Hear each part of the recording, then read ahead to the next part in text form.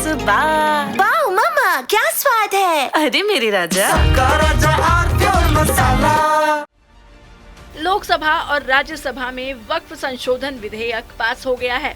इसके बाद से ही तमाम राजनीतिक दल इसका विरोध कर रहे हैं, तो बीजेपी इसको अच्छा कदम बता रही है। संसद में पास हुए वक्फ संशोधन विधेयक पर यूपी के सीएम योगी आदित्यनाथ ने कहा कि अब वक्फ बोर्ड के नाम पर कोई भी जमीन नहीं लूट सकेगा। वक्फ बोर्ड के नाम पर सालों से लूट चल रही थी, लेकिन अब इस पर विराम लगेगा।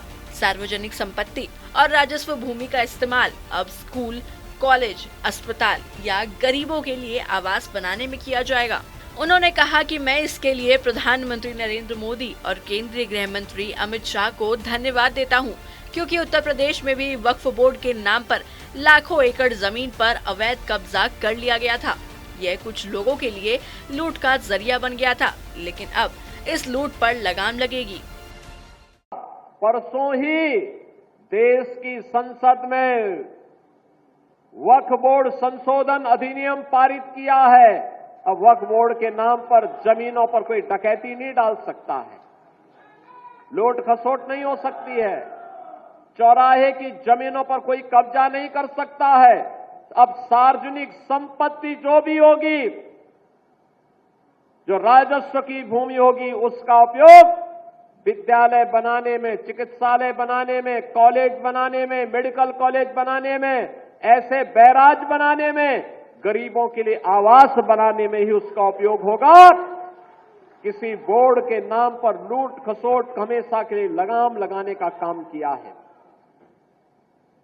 वक्फ बोर्ड संशोधन अधिनियम पारित होने के कारण अब ये मनमानेपन पर लगाम लगेगी।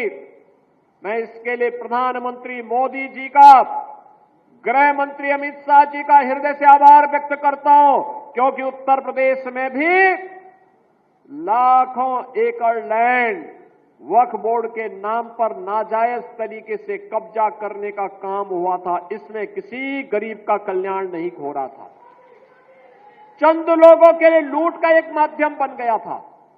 इस लूट पर अब लगाम लगेगी, सख्ती से लगाम लगेगी, और उसी लगाम के क्रम में आज हम सब आपके बीच यहां पर आए हैं। बहनों, सीएम योगी ने कहा कि अब वक्फ के नाम पर कोई भी मनमानी नहीं चलने दी जाएगी। उन्होंने यह भी कहा कि अब तक वक्फ से समाज का कोई भला नहीं हुआ, लेकिन अब सरकार इस दिशा में ठोस कार्रवाई करेगी। बता दें, मुख्यमंत्री योगी आदित्यनाथ शनिवार को महाराजगंज जिले के रतनपुर में 654 करोड़ की विभिन्न परियोजनाओं के लोकार्पण और शिलान्यास के बाद उपस्थित लोगों को संबोधित कर रहे थे। वक्फ संशोधन विधेयक 2024 को लोकसभा और राज्यसभा ने पास कर दिया है। करीब 12 घंटे की मैराथन चर्चा के बाद वक्फ संशोधन बिल लोकसभा में पास हुआ। लोकसभा में इस बिल के पक्ष में 288 वोट पड़े, तो वहीं इसके खिलाफ 232 वोट पड़े। वहीं राज्यसभा में वक्फ बिल के पक्ष में 128 और विपक्ष में 95 वोट पड़े। राज्यसभा में कांग्रेस को बोलने के लिए 45 मिनट का वक्त दिया गया था। लोकसभा में इस बिल पर चर्चा के दौरान जमकर हंगामा भी देखने को मिला था। कुछ तो सस्ता लो, सब बढ़िया लो। इसमें क्या खास बात है? थोड़े में ज्यादा स्वाद, यही तो है इसकी खास बात।